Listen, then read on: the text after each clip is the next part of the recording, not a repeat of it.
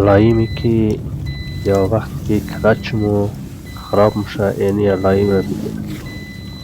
در پیجو 107 ستروین 1 تویوتا آیگو، یعنی صدا را وقتی که شما درایو کنید این صدا میاد دیگه. وقتی که صدا تیت کرد بفهمین که کلچم خراب است. موتورشون در درایو هست، درایو کنید ولی صدای تیت میاد، با وجود که تمام چیزشون اوکی است، در